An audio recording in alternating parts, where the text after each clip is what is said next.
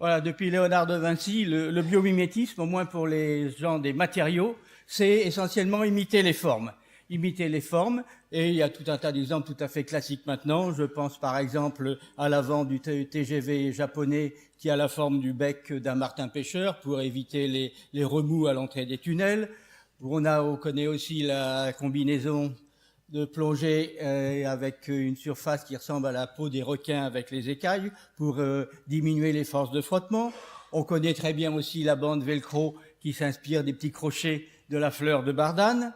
On connaît aussi l'effet lotus qui donne une hydrophobie, c'est-à-dire que l'eau ne pénètre pas grâce au caractère, disons, à la surface de cette feuille de lotus, et ça permet par exemple de faire des vitrages qui sont auto-nettoyants.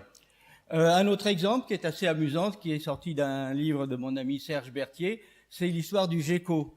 Gecko qui arrive à marcher au plafond. Alors comment arrive-t-il à marcher au plafond? Bien, il faut regarder les pattes. Si vous regardez les pattes, elles sont faites de tout un tas de petits poils qui eux-mêmes sont encore divisés en tout petits poils. Chacun, c'est des forces très faibles avec la surface, qu'on appelle des forces de Van der Waals, et l'ensemble fait quand même quelque chose qui est très difficile à arracher. Alors, il y a là aussi, il y a une application industrielle, c'est les adhésifs Geskin. Et vous voyez, par exemple, donc c'est une bande adhésive, comme celle qui était inscrite ici. Et vous voyez que ce monsieur se supporte simplement grâce à cette bande adhésive. Alors, l'utilisation, c'est pas tellement pour faire le clown comme ici, mais c'est plutôt pour pouvoir grimper sur une surface comme ceci.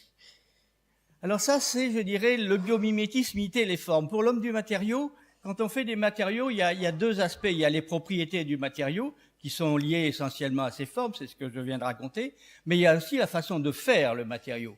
Et vous savez bien que les matériaux faits par l'homme, je pense essentiellement là aux céramiques et aux verres, aux matériaux minéraux, pas à la métallurgie, c'est essentiellement des arts du feu, c'est-à-dire des matériaux qui sont faits dans un four à très haute température, plusieurs centaines, voire 1000 degrés. Et ce que nous montre la nature, ce qu'elle nous inspire, maintenant je vais parler de bio-inspiration et pas de biomimétisme, c'est qu'en fait, tous ces matériaux du vivant, ils sont faits dans l'eau à température ambiante. C'est ce que j'appelle la chimie douce, quand c'est l'eau qui remplace le feu. Alors, je vais prendre des exemples. Un exemple très simple, celui du plancton marin. Donc, c'est tout un tas de micro-organismes dans lesquels vous trouvez des microalgues, qui sont par exemple des coccolithes, qui sont du carbonate de calcium, qui vont, disons, m'inspirer dans le domaine des céramiques, des diatomées, qui sont encore des microalgues à base de silice, qui vont m'inspirer dans le domaine du verre. C'est très important, hein. La moitié de l'oxygène que nous respirons est fabriqué par ces microalgues via la photosynthèse. Alors, qu'est-ce qu'on peut dire? On va regarder maintenant comment elles font le matériau. Alors, par exemple, si je prends de la poterie, de la céramique, on moule et puis ensuite on va chauffer. Eh bien, les coccolithes vont pas faire du tout pareil que nous. Ils vont partir de microcristaux. On va d'abord faire des microcristaux, comme ceci. Ensuite, on va les assembler. Et en l'assemblage va donner finalement ce qu'on appelle la cocosphère, c'est-à-dire la carapace qui va entourer ces coccolithes. Coccolithes et diatomées, ce sont des unicellulaires. Donc, vous voyez, c'est pas des organismes très sophistiqués. Et on obtient ceci. Donc, l'idée, c'est la suivante. L'idée, c'est de dire, je vais prendre une solution pour faire du carbonate de calcium. Et si je fais normalement par précipitation, eh bien, ce que j'ai deux phases. D'abord, la germination d'un cristal et puis sa croissance, qui va plus ou moins loin selon les conditions. Et on obtient une forme géométrique, je dirais, celle du cristal. Dans le cas biologique, c'est pas du tout pareil. Dans le cas biologique, cette croissance va se faire en milieu biologique, c'est-à-dire dans lequel il y a tout un tas de molécules, organiques, biologiques, etc., qui vont jouer un rôle. Alors, le premier rôle de ces molécules, c'est qu'elles vont se fixer sur le cristal, sur le germe, elles vont l'empêcher de croître. Donc, on va avoir des nanocristaux. Et ensuite, ces molécules biologiques vont permettre l'auto-assemblage des cristaux et on va obtenir ce qu'on appelle en langage chimique un mésocristal. Et vous voyez qu'il n'a pas du tout la même forme, il a des formes beaucoup plus sophistiquées. Alors, vous verrez, pour prendre une image, c'est exactement pareil qu'un maçon. Vous avez possibilité de faire des murs en pierre sèche, c'est-à-dire sans ciment, que vous allez empiler les unes sur les autres. Et vous avez évidemment la possibilité de faire un mur, une maçonnerie avec du ciment. Si vous utilisez le deuxième système, eh bien à ce moment-là, ça veut dire que vous allez pouvoir empiler les briques ou les pierres les unes après les autres, dans l'ordre que vous voulez, et vous pouvez contrôler de cette façon-là la morphologie, la forme de ce que vous allez faire. J'ai pris ici l'exemple de la Grande Muraille de Chine. Vous voyez qu'elle est basée avec des petits cristaux, des petites briques, et l'ensemble va avoir une forme tout à fait sophistiquée. Alors on peut faire ça en chimie, on peut s'en inspirer, c'est-à-dire qu'on va maintenant faire notre précipitation avec des molécules comme ceci, qui sont des molécules bifonctionnelles, c'est-à-dire qu'elles ont une tête ici qui est complexante, c'est-à-dire qui va se fixer sur le gemme minéral, carbonate de calcium. Et elles ont une queue, que vous voyez ici, qui va permettre l'assemblage des nanocristaux les uns avec les autres. Alors on va obtenir, de cette façon-là, on va obtenir des mésocristaux qui ont des formes tout à fait originales.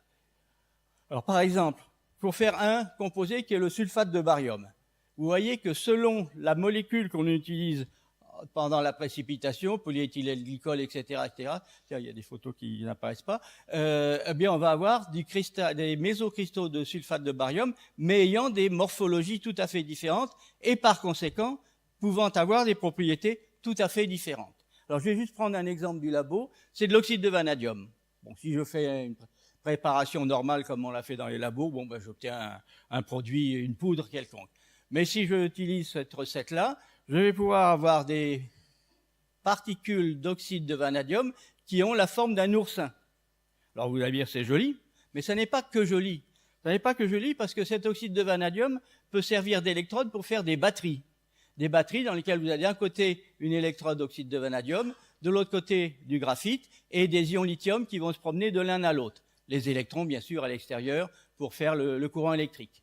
Alors, si vous avez de l'oxyde de vanadium normal, vous voyez, des petites particules comme ceci, bon, vous avez certaines caractéristiques. Mais si maintenant, j'utilise celle que je viens de faire, vous voyez immédiatement qu'il y a une interface beaucoup plus importante entre l'électrolyte liquide et le solide. Et donc, les possibilités pour les ions lithium de pénétrer beaucoup plus facilement. Et à ce moment-là, vous avez des batteries, tout passe pas bon, qui ont des capacités bien supérieures. Donc, vous voyez, ça permet d'améliorer les performances du matériau. Du côté du verre, donc je vais prendre l'exemple des diatomées. Ben, le verre, vous savez, on fait dans un four, on le fond, et puis on va faire du soufflage de verre pour donner la forme. Les diatomées, pas du tout. Elles partent de la silice qui a été dissoute dans l'eau de mer, et elles font une polymérisation pour faire de la silice. C'est ce qu'on appelle les procédés Sol-Gel. Alors, procédés Sol-Gel, ce sont des procédés qui sont maintenant industriels, qui sortent des tonnages importants, essentiellement dans l'industrie du verre. Mais par exemple, vous pouvez, puisque vous partez d'une solution, vous pouvez faire de la pulvérisation. À ce moment-là, ce que vous allez obtenir, ce sont des petites particules. Vous pouvez, quand c'est un gel, c'est-à-dire quelque chose qui est un peu visqueux, faire de l'extrusion. À ce moment-là, vous obtenez des fibres. Par exemple, des fibres d'alumine. Si vous voulez que vous faites donc à température ambiante et sécher ensuite à 300-400 degrés. Si vous voulez les faire par la fusion, c'est au-dessus de 2000 degrés. Et puis l'application importante, c'est dans le domaine du vitrage, où le système se comporte comme une peinture. Donc vous pouvez faire très facilement des revêtements sur des vitrages comme ceci. Ça passe pas, tant pis. Deuxième avantage, là on arrive dans un domaine tout à fait nouveau. Comme on est en train de faire du verre ou des céramiques, des matériaux inorganiques, à température ambiante dans l'eau, eh bien c'est exactement pareil que de la chimie organique. C'est-à-dire qu'on peut mélanger à ceci, on peut mettre des molécules organiques. Et on obtient des matériaux qui sont ce qu'on appelle des hybrides organo-minéraux, qui peuvent facilement se mouler, se polir, etc. Et c'est des très jolis matériaux dans lesquels vous avez un mélange d'organique et de minéral. Alors ça, ce sont des matériaux tout à fait nouveaux qui n'existaient pas avant, sauf quand on parle de composites, mais là, le mélange se fait à l'échelle de la molécule. C'est pour ça que c'est transparent. On peut ainsi, et ils ont là encore trouvé tout un tas d'applications dans tout un tas de domaines, que ce soit des crèmes solaires, que ce soit des résines dentaires, des guidons, des films hydrophobes, etc., etc. Là, je ne développe pas, il y a déjà énormément d'applications industrielles. On peut aller encore plus loin. On peut aller encore un petit peu plus loin, non pas avec des molécules organiques, c'est très simple, mais on va mettre des molécules biologiques, qui sont beaucoup plus fragiles, bien évidemment, que l'on va associer à des matrices minérales, telles que de l'alumine, telles que de la silice, etc., etc. Et donc, on va avoir, si par exemple on met des enzymes, les enzymes, c'est bien connu pour être des catalyseurs intéressants. Alors, si on met des enzymes, on va faire des biocatalyseurs, mais les enzymes vont être protégées. Par exemple, si vous les utilisez dans la machine à laver, elles vont être protégées du milieu extérieur. Pour pouvoir partir, elles ne seront pas attaquées. Et on obtient donc des enzymes. Ça, c'est le catalogue de Fluca, un catalogue industriel. Et vous voyez qu'il propose tout un tas d'enzymes, des lipases ici, qui sont faites avec des matrices inorganiques Sol-Gel, donc par ce procédé-là. On peut aller encore un peu plus loin. C'est-à-dire je vais faire par exemple des petites particules de silice, d'alumine, des petites particules, et je vais mettre dedans un médicament. Je vais faire un médicament, ça va être ce qu'on appelle la nanomédecine, c'est-à-dire que la nanoparticule va servir de vecteur, vous faites une injection, elle va aller par exemple se fixer sur les cellules cancéreuses et introduire le médicament à l'intérieur de la cellule cancéreuse. Donc vous faites de la nanomédecine. Donc il y a tout un tas d'applications possibles. On peut aller encore un petit peu plus loin, faire ce que j'appelle des matériaux vivants.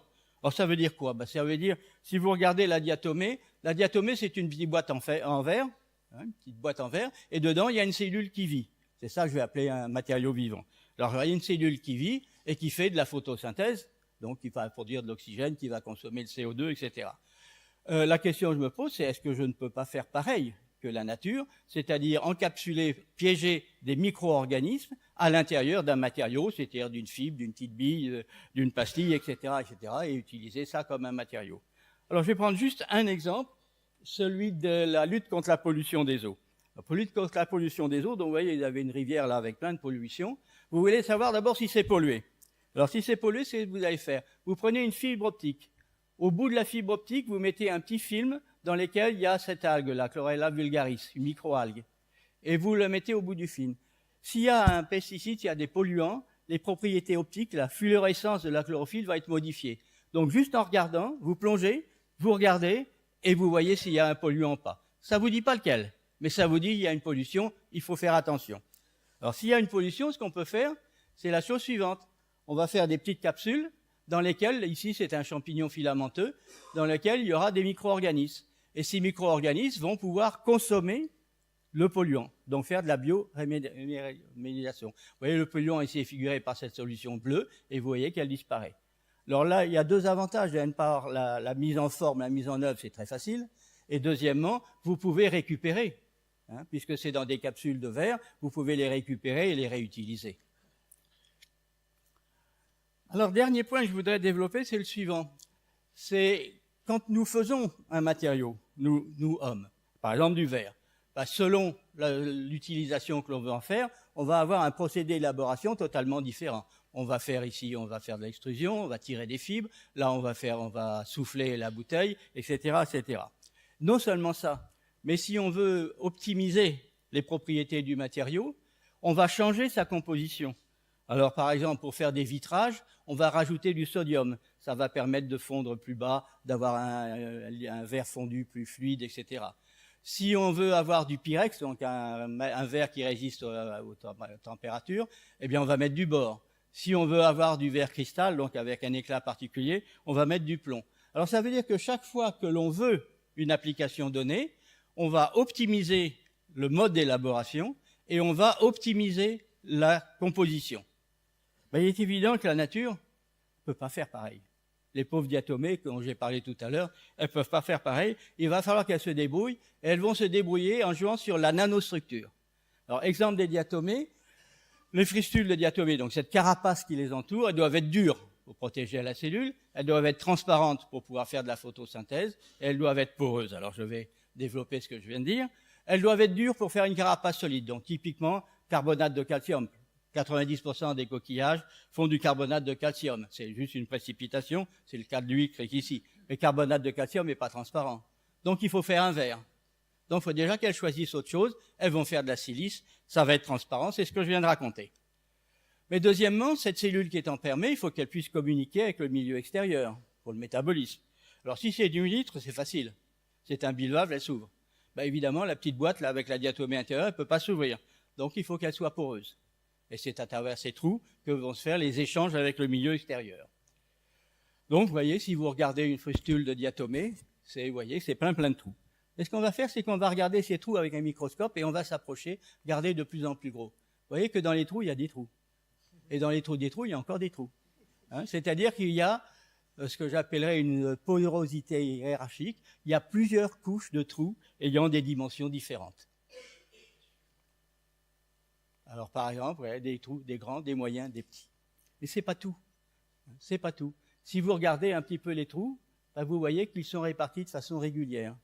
Façon régulière, des trous, c'est ce qu'on appelle en physique un cristal photonique. Ça veut dire que les diatomées, il y a 200 millions d'années, ont inventé les cristaux photoniques, ce que nos collègues physiciens ont dû inventer il y a une vingtaine d'années, je pense, quelque chose comme ça. Ça veut dire que c'est la chose suivante, c'est que la diatomée, il va falloir qu'elle réponde à tous les problèmes qui se posent à elle, avec toujours le même matériau, hein, mais simplement en fignolant, en jouant sur la nanostructure. Alors quel est l'intérêt là des nanotrous et de l'aspect cristal photonique? Eh ben, c'est essentiellement que ce cristal photonique va jouer avec la lumière, et en particulier va servir de filtre, et il va réfléchir les ultraviolets. Donc la diatomée doit faire de la photosynthèse le plus haut possible à la surface de l'eau, mais il ne faut pas que la cellule soit brûlée par les UV, et donc elle a trouvé le système de faire des trous et de les répartir de façon régulière.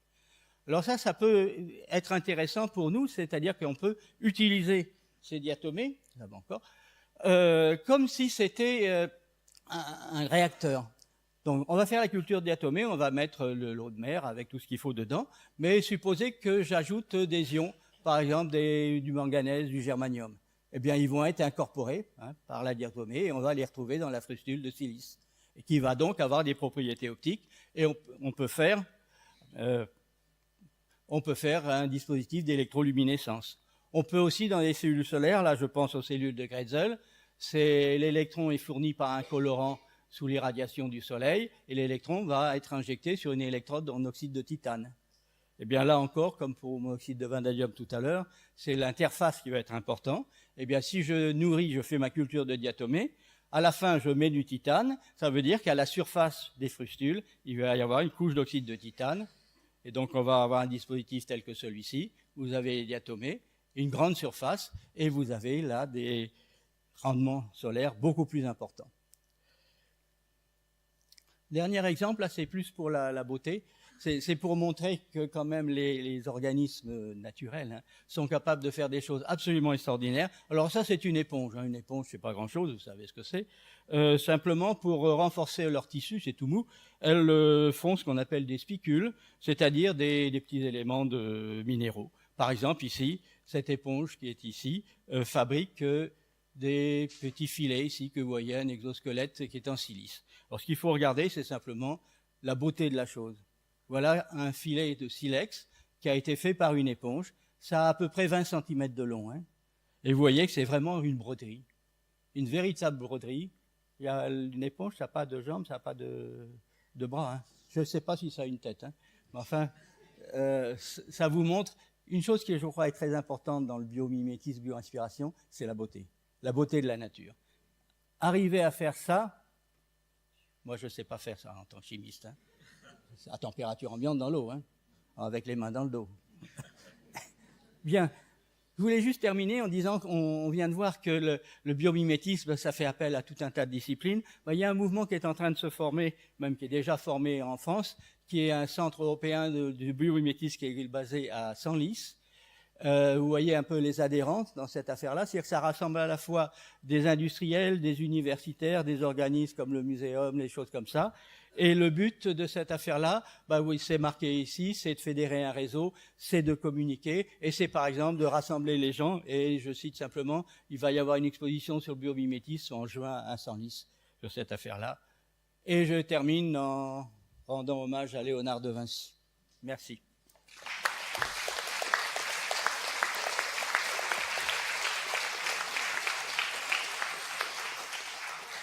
Merci beaucoup. Et donc, Christian Dumas.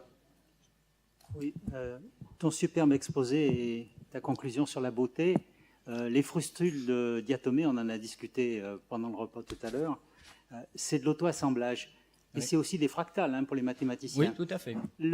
Alors, il y a une question qui est derrière, que je t'avais déjà posée, mais que je vais te reposer, parce que tu ne vas peut-être pas me donner la même réponse.